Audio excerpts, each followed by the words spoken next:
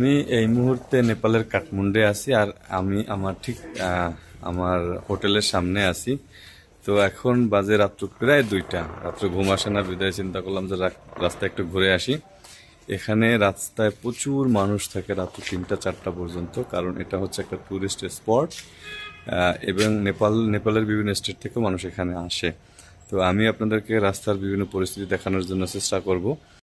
এটা হচ্ছে তামিলের রাত্রের ভিউ।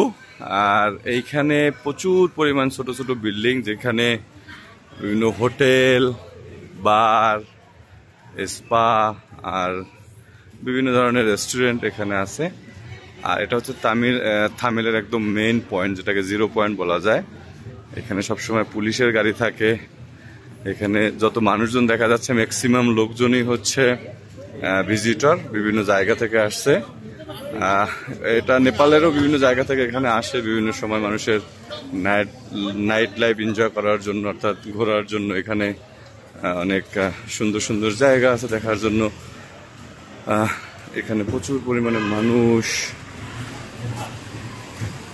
এখানে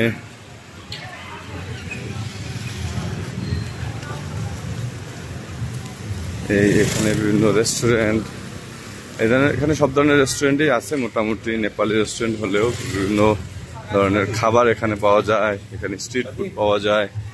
তো এখানে মানুষ সাধারণত আসে ঘোরার জন্য।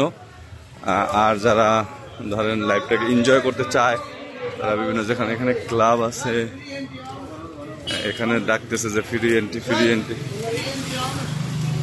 Entry dance club, free entry ডাকতেছে। এটা হচ্ছে একটা রেস্টুরেন্ট, ট্যাটুর দোকান, যেখানে ট্যাটু করা যায়।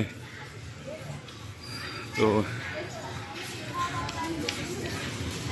প্রচুর পরিমাণে লোকজন এখানে আসে। স্পেশালি এখানের ছুটির দিন হচ্ছে শনিবার আর শুক্রবার দিন রাতে সবচেয়ে বেশি মানুষ হয়। অর্থাৎ কালকে প্রচুর মানুষ ছিল, আজকে যদিও একটু কম। তারপরেও এখন রাত্র 1টা যেহেতু, সেই ক্ষেত্রে কম বলা যায় না, মোটামুটি ভালোই বলা যায়। তো আমি এখন এইখানে একটা ছোট রেস্টুরেন্ট আছে যেখানে বিভিন্ন কিছু বিক্রি করে, যেমন স্যান্ডউইচ, মোমো, বিভিন্ন কিছু বিক্রি করে। তো সেইখানে আমি একটা স্যান্ডউইচ খাবো এবং সেটার প্রসেসটা দেখাবো। আজকে পর্যন্ত ছিল, ভালো থাকবেন, আল্লাহ হাফেজ।